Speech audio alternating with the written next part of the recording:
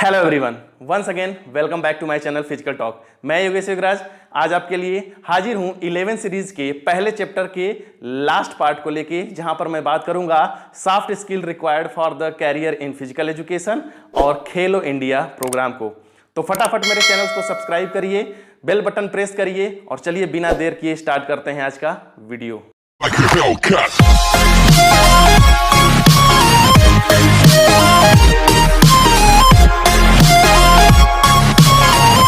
तो students, last video में हम लोगों ने बात किया था कैरियर ऑप्शंस की और कोर्सेज की बात किया था, लेकिन कैरियर के साथ साथ उस कैरियर्स के लिए कुछ एसेंशियल स्किल्स का भी होना बहुत ज़्यादा ज़रूरी होता है।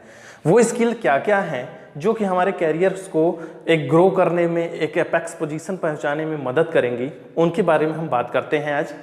तो इसमें सबसे पहले आता है interest in the physical education और interest in the games, interest in the sports. ये बहुत ज़्यादा ज़रूरी होता है कि आपका इंटरेस्ट, आपकी रुचि फिजिकल एजुकेशन में है या नहीं। अगर आप कैरियर सोच लीजिए कि आपका इंटरेस्ट ही नहीं है और आप सोचिए कि आपको कैरियर बनाने में, तो कोई भी ऐसा सेक्टर, कोई भी ऐसा फील्ड नहीं है जहां पर आप सिर्फ सोच लीजिए और आपका कैरियर बन जाए। ऐसा बिल्कुल भी नहीं है। उसके लिए इंटरेस्ट होना बहुत ज़्यादा ज़रूरी है, क्योंकि इंटरेस्ट होगा तब आप उस चीज़ में लगेंगे और उसमें आप अपना 100% दे सकेंगे। अगर आपका इंटरेस्ट सपोज करिए है फुटबॉल खेलने में और हम आपको बैडमिंटन प्लेयर बनाना चाहें तो कभी भी नहीं बन पाएंगे आप। तो इसी वजह से सबसे पहले जो बेसिक नीड होती है, वो स्किल जो होती है, वो है आपके अंदर इंटरेस्ट का होना बहुत ज़्यादा ज़रूरी होता है।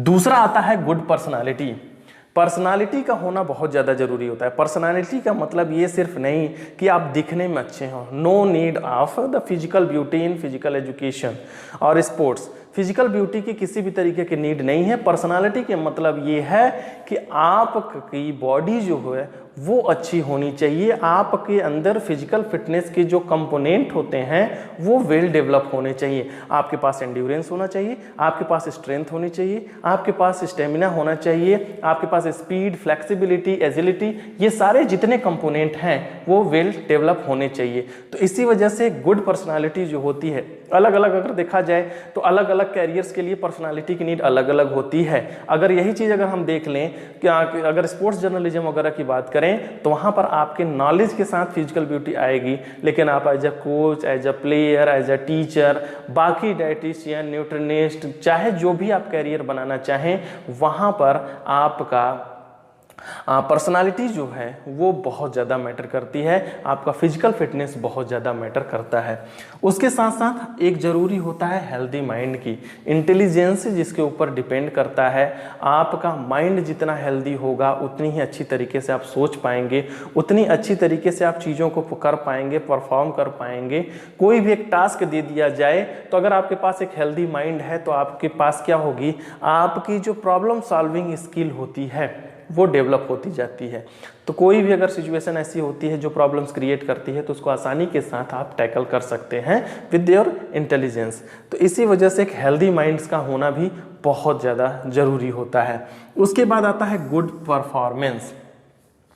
कुछ ऐसी चीज़ें हैं, कुछ ऐसे कैरियर्स हैं, जैसे कि अगर बात करें प्लेयर की, कोच की, ट्रेनर की, ये सब में क्या है कि आपका परफॉर्मेंस दिखना है चाहिए। आप एज ए टीचर हैं तो आपका परफॉर्मेंस दिखना चाहिए।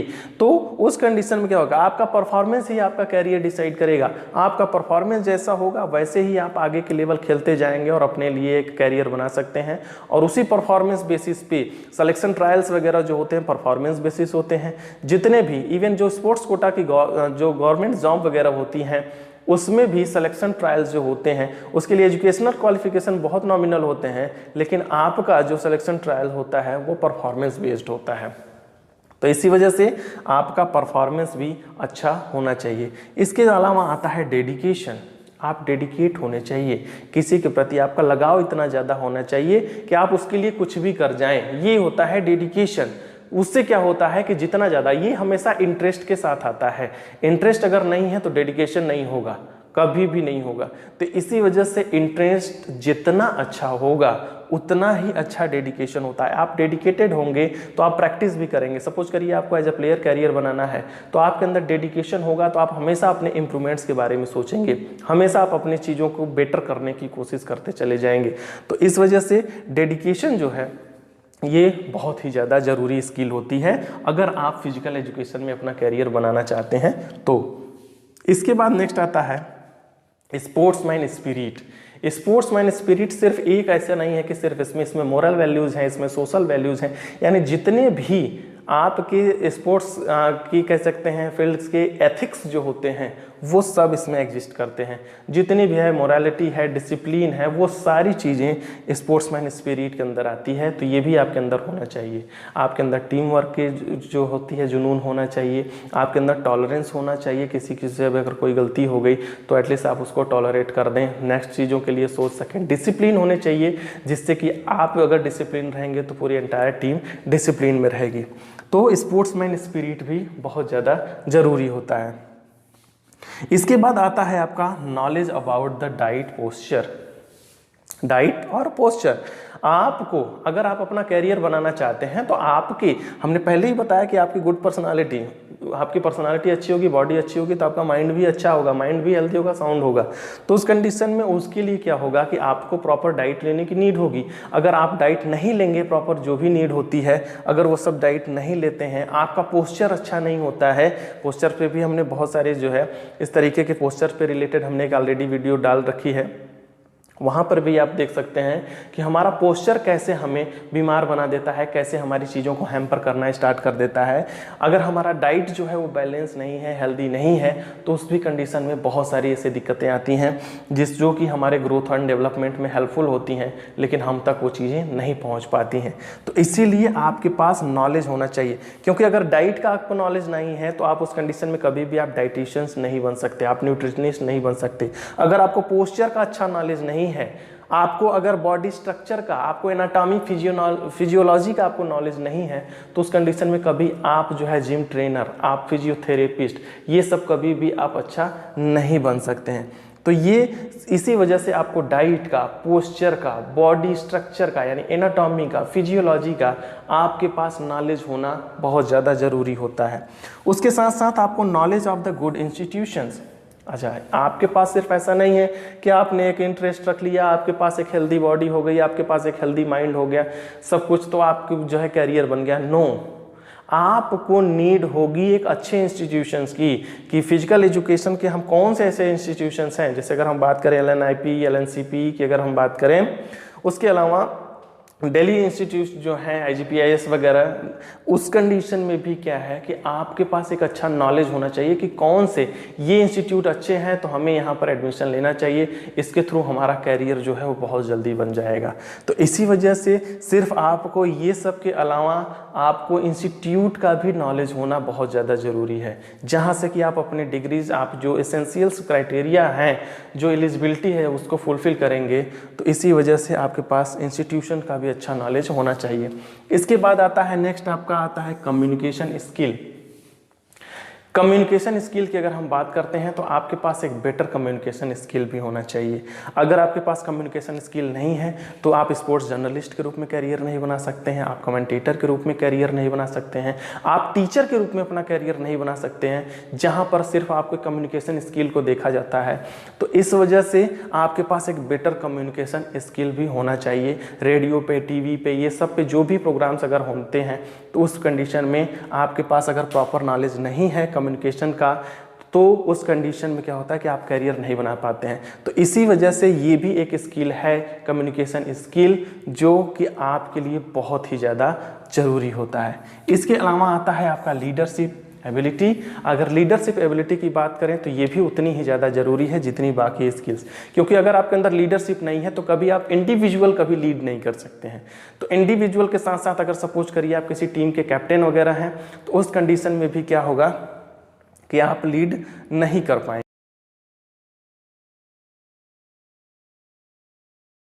तो इसी वजह से अब आपको लीडरशिप भी बहुत ज़्यादा ज़रूरी होता है। अगर आपके अंदर प्रॉपर लीडरशिप एबिलिटी नहीं है तो कभी भी किसी भी तरीके से आप लीड नहीं कर पाएंगे। आप कोचिंग वगैरह के जो सेक्टर हैं जहाँ पर कि आपका कैरियर बन सकता है वहाँ पे आप नहीं बन सकते, आप एक अच्छे प्लेयर नहीं बन सकते हैं। आपको कभी अगर कैप्टन बना दिया जाए, अगर आपके अंदर लीडरशिप स्किल नहीं रहेगी तो कभी भी आप जो है आप अपनी टीम को आगे नहीं ले जा सकते। तो इसीलिए लीडरशिप स्किल भी बहुत ज़्यादा ज़रूरी होती है। ऑर्गेनाइजेशन स्किल से अगर बात करें तो ऑर्गेनाइजेशन, आप किसी भी चीज़ को, आप कोई भी इवेंट ऑर्गेनाइज कर रहे हैं, आप कहीं के डायरेक्टर वगैरह हैं और अगर आपके अंदर ये सब सारी चीज़ें नहीं हैं तो आप सोचिए कि आपका वर्क क्या होगा। आप वहीं पे भी अगर सोचिए कि आप इस तरीके के कोर्सेज में अगर कैरियर्स में आप अगर जाना चाहें तो कभी भी आप नहीं जा सकते हैं अगर आपके पास ऑर्गेनाइजिंग स्किल्स नहीं हैं। हम अगर सपोज करिए एक फिजिकल एजुकेशन टीचर हैं और हम एक स्पोर्ट डे ऑर्गेनाइज ना कर सकें, एक किसी भी तरीके का इंटर हाउस कंपटीशन ऑर्गेनाइज ना कर सकें,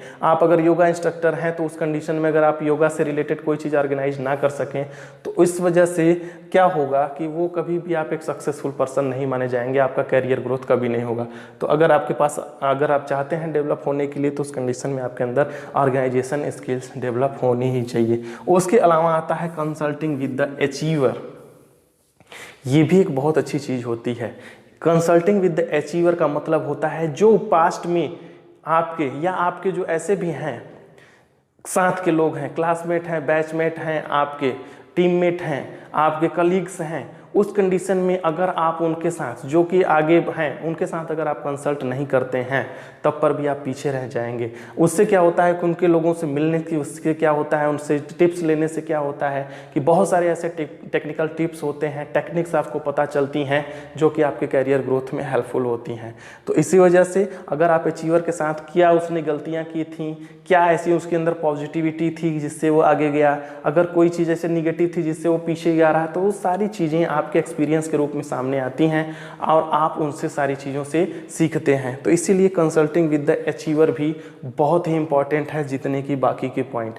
तो ये सारी जो मेजर स्किल है, एटलीस्ट इतनी स्किल्स आपके अंदर जरूर होनी चाहिए अगर आप फिजिकल एजुकेशन में कैरियर बनाना चाहते हैं। आप इंटेलिजेंट होने चाहिए, आपके अंदर इंटरेस्ट होना चाहिए, आपके अंदर एक आपकी पर्सनालिटी अच्छी होनी चाहिए। उसके अलावा बाकी के जो भी हैं स्किल्स आपके अंदर वो वेल डेवलप होने चाहिए। तो किसी भी आप अगर फील्ड को चूज कर लेंगे या तो आपके अंदर स्किल्स जो डेवलप हैं उसके अकॉर्डिंग भी अगर आप जो है कैरियर चूज करते हैं तो आपका कैरियर ग्रोथ अच्छा होगा, आपका कैरियर उतना ही तेजी के साथ आगे बढ़ेगा और आप अच्छी खासी अर्निंग कर देंगे और उतना ही रिस्पेक्ट आपको मिलेगा।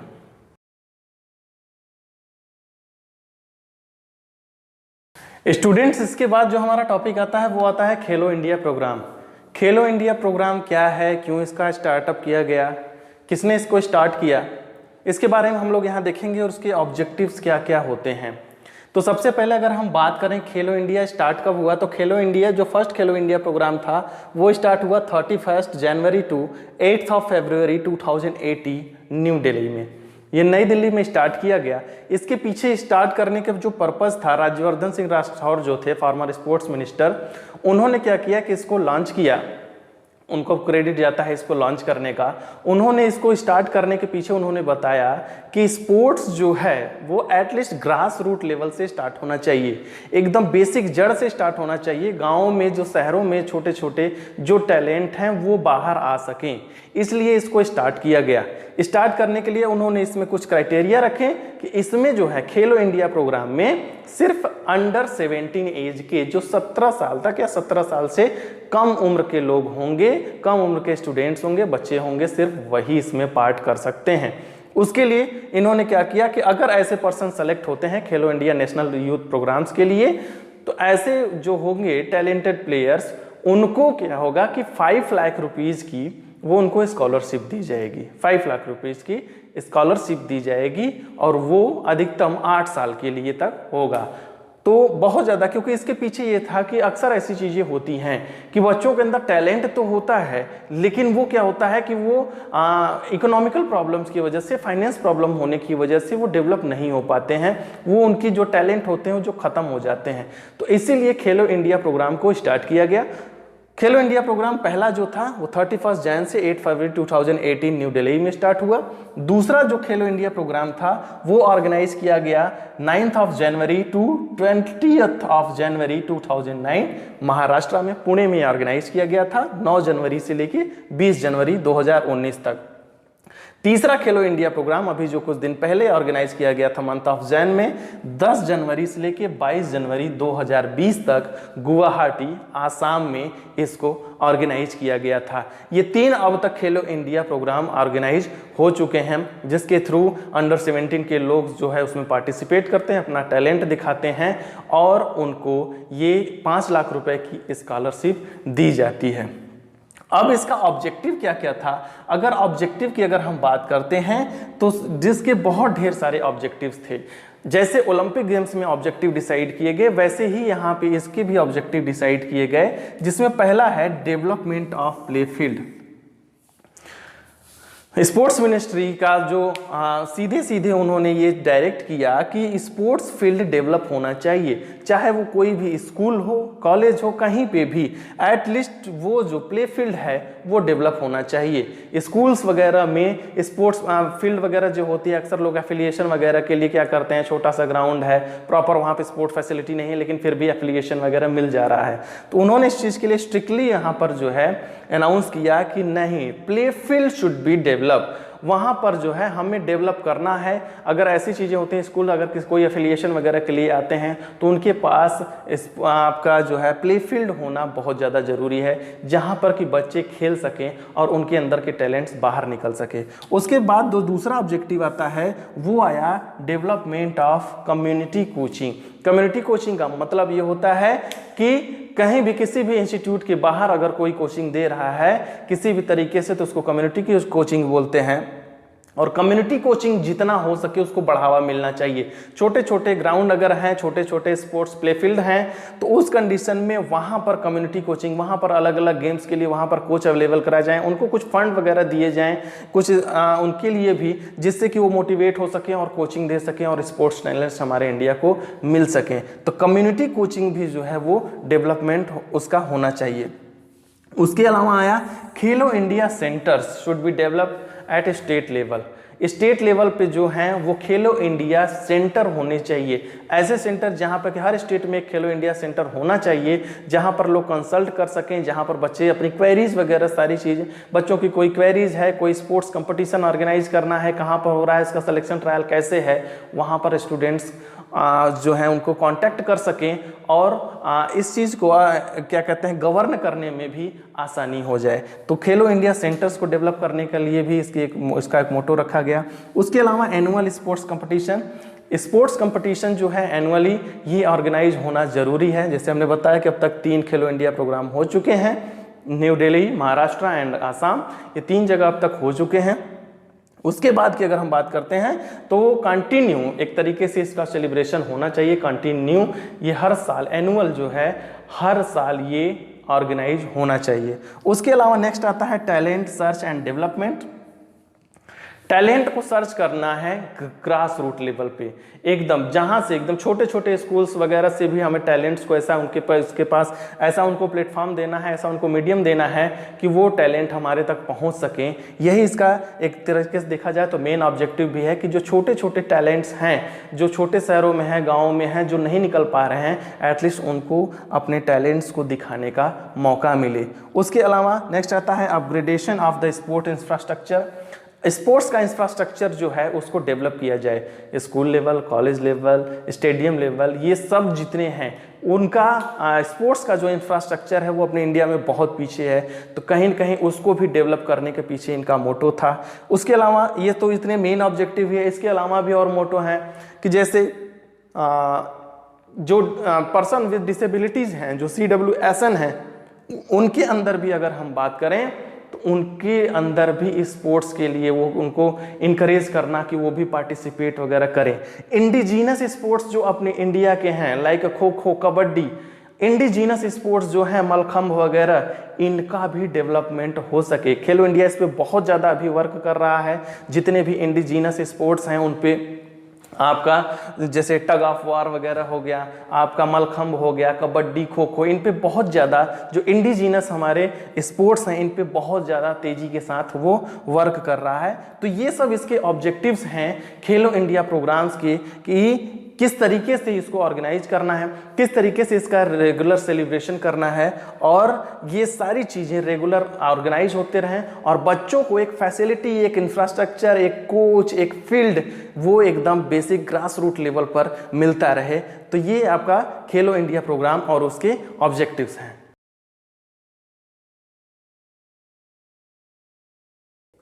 तो स्टूडेंट्स, आज की वीडियो में इतना ही। उम्मीद करता हूँ वीडियो काफ़ी पसंद आई होगी और काफ़ी हेल्पफुल भी रही होगी। अगर इस वीडियो से रिलेटेड कोई भी डाउट हो आपके दिमाग में तो उसे प्लीज़ कमेंट बॉक्स में ज़रूर लिखिएगा, मैं उसे सॉल्व करने की पूरी कोशिश करूँगा। इस चैप्टर के बाकी की वीडियोस के लिंक डिस्क्रिप्शन बॉक्स में दे रखे हैं, आप वहां से उनको जाके एक्सेस कर सकते हैं। आप मुझे इंस्टाग्राम और फेसबुक पे भी फॉलो कर सकते हैं। मिलते हैं नेक्स्ट वीडियो में, तब तक के लिए जय हिंद, वंदे मातरम।